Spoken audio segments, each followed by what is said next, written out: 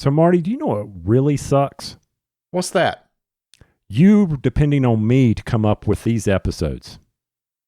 Yes, that's correct. We needed a little short episode here. I'd been the one tossing out ideas, so I threw it over to you. I said, Tony, what would you like to discuss in our little short segment episode? And I said, does chess suck? No.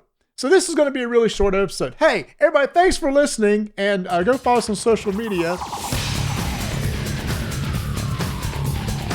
So I will admit that this title was pure clickbait on my part. I know that, but I've been wanting to discuss this topic for a while because of something somebody said that I saw online, and I wanted to discuss about it. And it's not that chess does not suck at all. So we've already answered the question. So people who listened for this part, the answer is no. So there's got to be more to this than right. Hey, where did this even come from?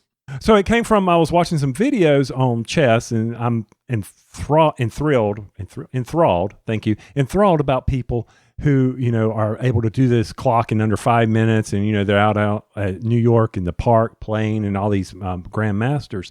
Mm-hmm. And somebody made a comment in one of those videos about, there is no replayability in chess. It's always the same defenses or offenses. You just have to be able to recognize them.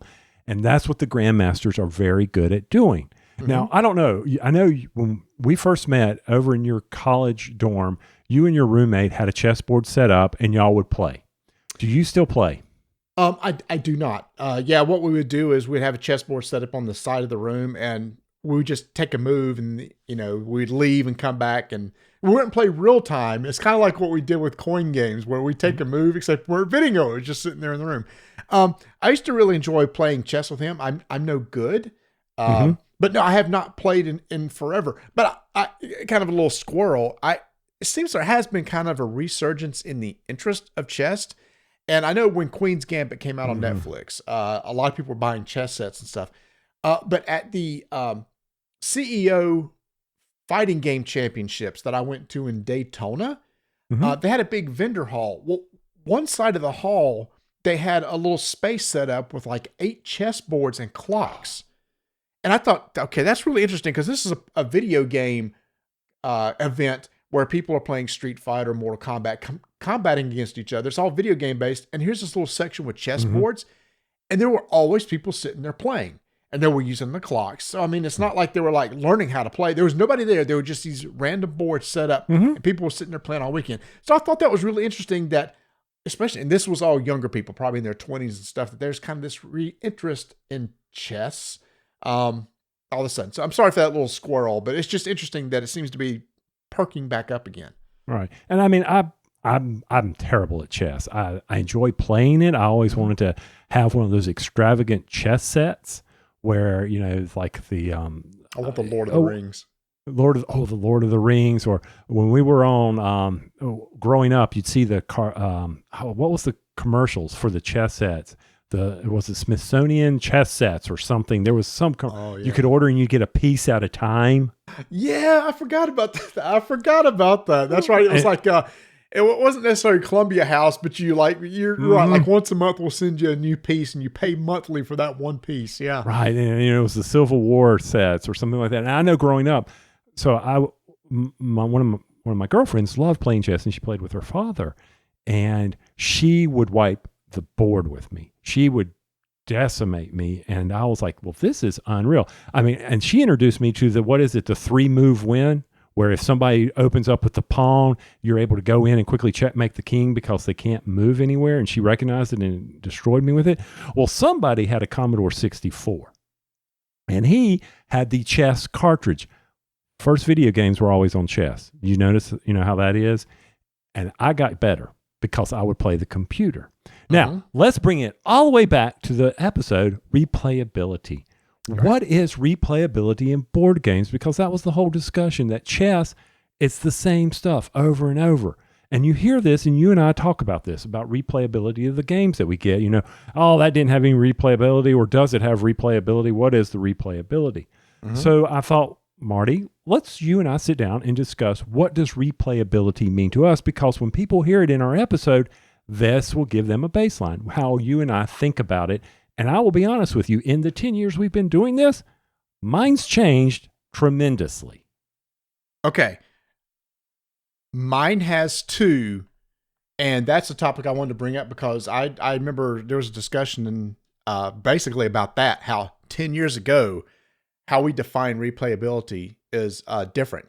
And we can always kind of throw this back to chess because I think today's definition of replayability does not match with what chess's replayability is.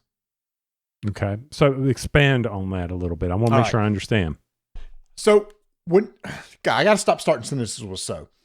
Those usually get so what were you going to say? All right. Latest Kickstarter. I say, I want to go buy this base game. Hey, you want replayability, right? Well, here, we're going to give you a solo mode. Oh, look, here's an expansion. Unlike this, here's an expansion. Here's some additional cards. Replayability through extra things, extra pieces, different variants of rules, new boards, new cards, etc. that can be used in and out of the game as you go. Prime example, Thunder Road Vendetta. Way different than the base game, but what did they do to add some replayability? You've got the different drivers, you've got the different expansions that came with it, right? To try to increase the replayability. It seems like there's a mindset now, replayability means additional modules or rule sets that every time you sit down and play, you can make the game a little bit different. Okay. All right. Well, so I had not thought about that, but then again, that's not how I look at replayability. But how do you look at it? What do you think a game is when's the game replayable to you? How do you judge it? Personally, for me, a game is replayable for two conditions. One, it's just I enjoy playing. It doesn't matter if I'm going through the exact same cards, the same rules. If I sit down and enjoy playing this game, and every time I do, it's replayable to me, even though I may be doing the same motions, which I think is what chess is. Chess is the exact same thing every time that you play, but if you get enjoyment out of it, it's replayable. One other caveat, replayability to me is trying to get better when I play. Okay. So the more I play, if I can see a increase or I've just lost words here. If I can see myself getting better improvement over time by the more times I play, that makes it replayable to me. Okay. And see, the reason why I made you go first is so I could just go ditto. Oh my gosh. Because I really did. I thought you might say that because that's the same. For me, replayability, when I say a game is replayable for me, that is that the game, I had enjoyment out of it, that I will put it back on the table, regardless of how bad I stunk or anything like that. And that goes to your second point about being able to get better with it. So it's not, oh my gosh, it's adding this in or adding that in or whatever. No, it is the enjoyment that I have taken away from that game. Because a lot of these games that are classics or everybody loves that I don't love, there's tons of replayability to them. You got an example of something? Easily for me. Werewolf. Okay. You can play Werewolf all the time because the people change. Even though the characters, expansions give you the ability, but even the base. But if you have the base, you can keep doing it because your character is always changing. Whoever's the werewolf is always changing.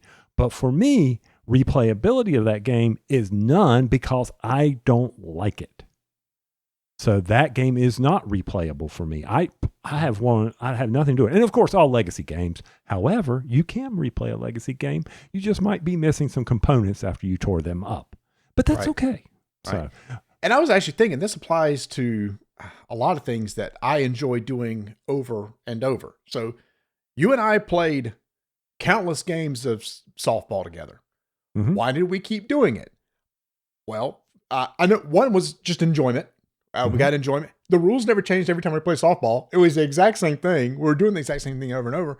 Personally, for me, I always try to get better. Hey, can I do a better my average this time? Can I make a better play in the field, etc.? So both those conditions made even sports replayable to me if it's something I enjoy. And I'll tell you one that I dropped because I did not enjoy it, and that was golf. Golf got so frustrating to me. I was not getting any better. So for that case, it was not replayable for me. So I think this applies to more than just board games in my situation too. Right. But for us in the board game arena, by the way, I'll never be good at disc golf, but I will always replay it. Mm-hmm. I have not hit every tree on that course. I can do it again. Okay. That's all there is to it. I have not lost all my plastic. I can definitely achieve that goal if I keep playing disc golf. Mm-hmm. So replayability for the board game, though, for me is always going to be about the enjoyment of the game. Now, 10 years ago, I will admit, based on what you were talking about earlier, it was about how can I add to the game, to make the game another challenge. Because I think about Pandemic was, always the game that we would play. All right. Sure.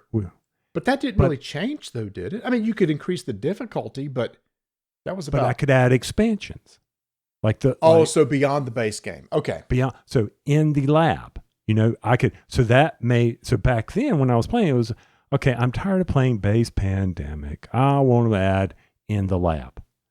But now I would just do the base game. I don't need all those expansions coming back in. But back then I was always looking for, to your point, the definition of what is going to be a way for me to bring more enjoyment out of that game because I'm bored with it. So it's not replayable anymore. And I think that has changed because be honest with you, I can't remember all the rules to the expansion. So I know the base game. Let me go with that. And so I'm good with that. So I know I have tremendously changed from when we first started out. When I look at, what was it? Small World? Was it Small World? Is that the one you hate so much? That had ton. Yeah. That had ton of replayability, but you know what? I didn't need all those factions in there now. I think about it. I don't need all those factions. Back then I would want to keep adding all those factions in there. So which way I want to go with this? I'll do this one first because I remember what my other question was. So does that mean that Kickstarters currently now do not entice you with the additional stuff that you'll get with unlocks or pay an additional $25 and get this new module? No, I don't need it. I'm not even going to do that. Matter of fact, I guess I look at it more like, are they coming to retail? Because I'll just go with the base game. That's how I've shifted. How about you? Man, I'm all over the place now. How I thought I had this clearly how I was thinking, but you make a good point. Used to, if Kickstarter came out, it's like, oh yeah, I want that. Mm-hmm. Ooh, we get this stretch goal. We get this stretch goal. Over time, I would get this stuff and never open some of the stretch goals. Mm-hmm. I would never play the additional modules because I was just enjoying the base game or still trying to get through it, that I didn't put enough time into the base game that I would go and open up a module. So no, it no longer matters to me that's there. So I have switched on that. Before I forget, you talked about Pandemic. Currently, don't you and Donna just play the base game of Carcassonne, or do you throw in expansions to keep your enjoyment up for replayability purposes? We only play the base game because she wants to get better at the base. And I have expansions. They didn't grab her or anything like that, so I don't know why. So I said, you know what? I don't need to buy any more expansions. I've only got 2. There's like 532 expansions to Carcassonne. Now I will, because I said, okay, on Carcassonne, I'll even buy a different version to enhance the replayability of Carcassonne. Hunter and Gather. I bought it. Donna did not like it one bit. I thought she would enjoy it. I've already traded that one away because it would not get replayed. Yep. So I don't need, and that's once again, I don't need that to be able to keep replaying that. So I think as you were saying, the common thing that I think a lot of people may consider now is expansions make a game replayable. And I don't think it does. Well, that's just my opinion, of course. No, well, yeah. All this is our opinion, of course. I feel sad we have to clarify that constantly, and because people just don't understand. We're making a statement for everybody. Yeah. I can tell you what, this opinion accounts. An opinion is like a butthole, only yours smells good. Okay, moving right along. I like that. I need to remember that. Mm-hmm. Okay. So I think back to our early days of hobby gaming. We had Pandemic, but one game that you and me and Ed and Cecil played constantly was Puerto Rico. Oh, yeah. We never included any expansions. We kept playing the same base game over and over. It did two things for me. I love sitting with you guys and playing the game because I just enjoyed that game. And two, I kept trying to best you guys or win or get better at it.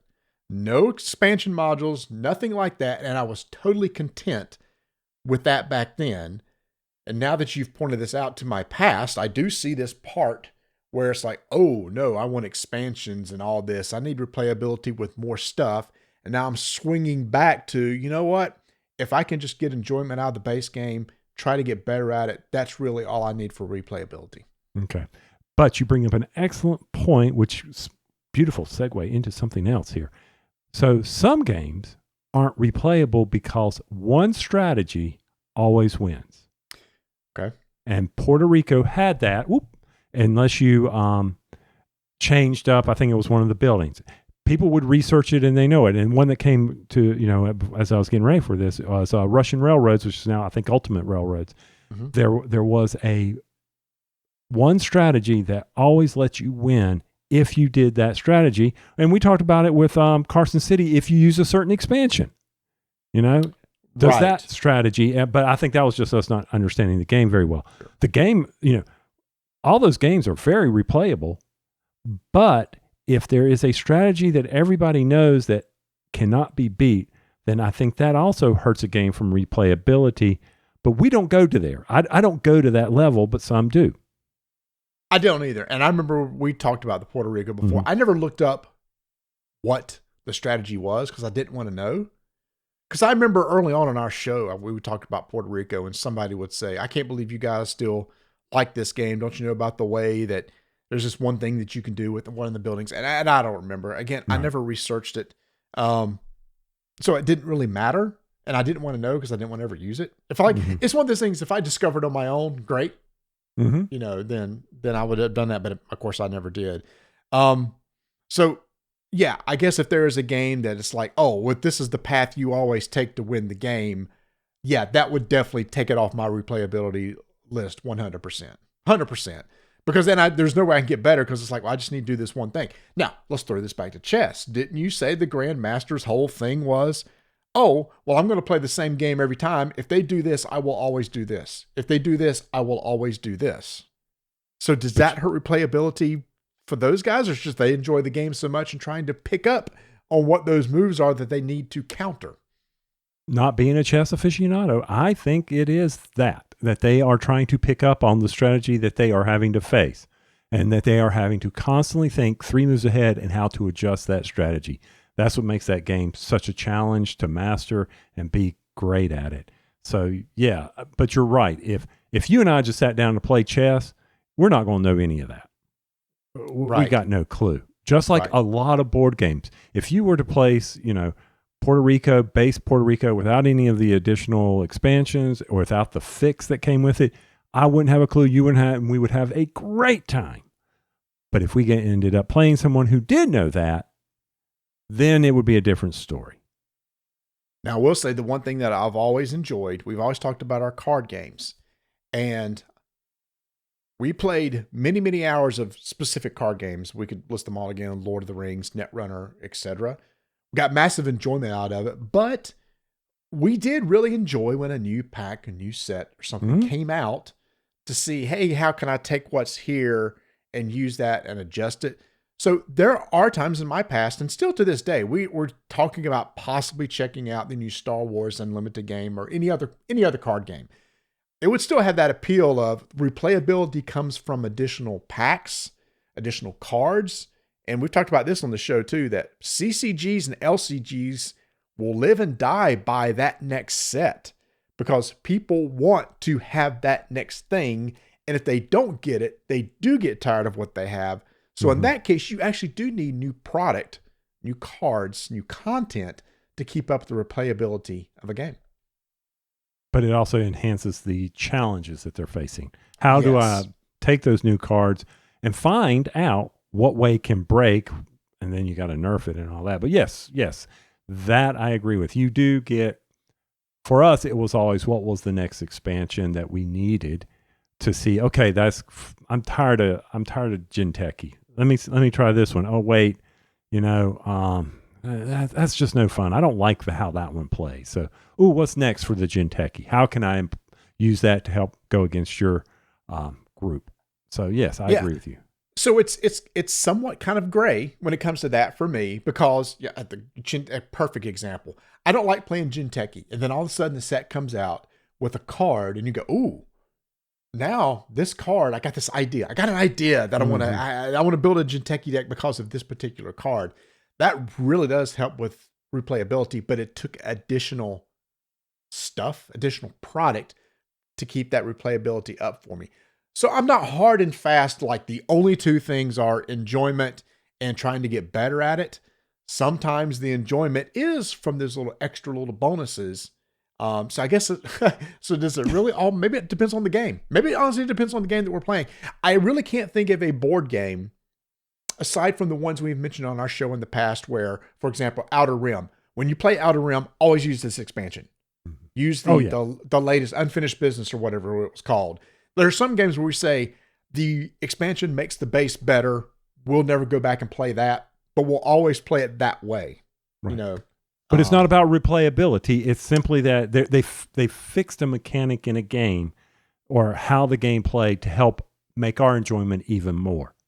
But it does help with replayability because the things they added in the Outer Rim expansion will make me want to replay that game more. True. Because if they didn't, you wouldn't, because you wouldn't be able to go from one side of the universe. You'd have to slowly crawl on the outer simple rim. like that, or the other way to have another win condition, or the different pilots that you would have that gives you the variable win conditions, which does add some variability to the game, which does help with playability. But honestly, even if we didn't have that, just that one thing of being able to jump from one side to the other of the map was a big help. And I think we mentioned before too, I'm trying to think of another example. I won't yell it out. Lorenzo El Magnifico, there's the expansion that came out that you kind of said, I will always do this because you can randomize the board when you play it too. So and make it work for them. Now, I cannot think of a specific mechanic or style of game or anything like that says, oh, this will always achieve replayability for me. Like, oh, dice will always make it be replayable, or any of those, worker placement and how they put out the cards or anything like that. Worker placement always means replayability. That does not matter. I mean, I know I've got it in our show notes. Is there one? But I could not think of anything that says, okay, this means replayability. It's not, because it comes once again back to how am I going to get it out there? And if the mechanic, regardless, I could say, oh, look, the dice really made this game great for replayability. Oh, in this game, it made it stink. It made it suck. So I think from my side, I don't see a particular mechanic or style that says, hey, guess what? A game has to be this to be replayable. I don't think that exists. When you posted that for something to think about before we recorded, I couldn't come up with anything either. And honestly, it still came down to, am I enjoying it? And do I want to play to try to get better? Regardless of what the mechanisms or the board game is. And again, that's where I started thinking of, oh crap, that's sports. That's me going out and trying to get better, for example, at disc golf or something like that. If I wasn't enjoying it, then I would never do it. But if I did, but you had some points. You said, I think that's more important to me than actually trying to necessarily get better. Because I remember you say this all the time. Every time we play Terra Mystica, you say, I will play this game, but I suck at it. So absolutely. You at least will sit down and then play and try to enjoy it, but it's not necessarily that I'm going to try to get better. So that's an example of that. But you have said games in the past or the past 10 years where you say, I want to play this again to try to get better at it. You do make that comment a lot. Yes, I do. And case in point, a game I will not play, Ragusa, one of your favorites, all-time favorites. You love that game. That game was not very enjoyable for me. But it is according to y'all, it has incredible replayability from the enjoyment. But at what stuck in my brain was that because I couldn't do certain things to stay in touch with y'all, or I didn't understand the mechanics, I felt that it was not, and back then it was not replayable because that's the only way you could win. You know, that got stuck in my brain. Can only play to win this game if that happened. And it was frustrating to me. And I said, that's it. I'm done. It's not replayable for me. But it's not that. It was just enjoyment. It's funny. It's actually going to come down to something as simple as that, isn't it? Replayability just comes from enjoyment. Even if you knew that you replayed Ragusa 10 times, and every time you play, you knew you would get better. If you didn't enjoy it, that's not enough reason. Right. Now, it's funny. Now that we've gone 26 minutes, I mean, it really comes down, do I enjoy playing the game? Wow. Here I was going to try to be all heady and everything like that and come up with these multiple conditions to say what replayability means to me. Literally, it's, do I enjoy doing it? I mean, when we play in our game group, we can have one of the worst board games on the table. And I'll say this, but if we are trash talking and having a great time, we may not play it again, but it was fun. But then we would throw in, we're not going to play that again because it was just so bad. Even though we had a great time, the game itself wasn't fun. Even though we had a blast. That's a good point. So it's not necessarily, then I'll caveat that with a game I enjoy. A game that I enjoy playing. I think with all of us, regardless of how bad the game is, I think we'll have fun just because the people sitting around the table. And everybody has that group of people. If a dud is on the table, if you got friends to play with and have some fun with, even though the game might have stunk, you may have still had a good time, but not because of the game, but because of who's at the table. So my replayability, I will still come back to, it's got to be what's on the table that I'm enjoying doing too, to make me want to play that game again. Because I know regardless of what I throw on the table, with my friends, I'll have a good time. Right. And so for me, social deduction games, your enjoyment might just be watching me become frustrated and see how quickly I can get out of a game. 100%. And I will always try to do that. That will make that game enjoyable for me, is that how quickly can I eliminate myself? You know, and that will make it unenjoyable for others, probably because of how I'm acting, because I know how much I am not a fan of those games. So, I mean, when it comes down to it, if there are certain there are certain game types that I know I'm not going to enjoy, and we all feel this way. And we're like, you know what? It's like Donna. If I put on the table some big game with a whole bunch of little chits and dice and maps, and she's going to be like, you know, right now we're really getting into our coin games and things along that nature. There's no way, absolutely no way she's going to enjoy it. But I go, baby, it's got tiles, but they're only this big. She's like, no, I'm not going to enjoy that. So, you know, I'm going to enjoy it. They're going to be replayable. And I completely know I don't have a clue where I'm going with this. This train has derailed. Derailed. I'm just going to leave it at that. So enjoyable. If a game is enjoyable, that is for me. And if I go, hey, this game was enjoyable on rolling dice and taking names from Tony's opinion, I'm saying I really had a good time with it. I really enjoyed how the mechanics came together, regardless of, you know, is there a certain strategy or something like that. That is what I'm talking about from replayability. It is not all the expansions. It is not all the stuff that comes with it. Thunder Road Vendetta, you brought that up earlier. Had a blast playing that with Mark and Bert. I put it on the table with Donna and a couple of people.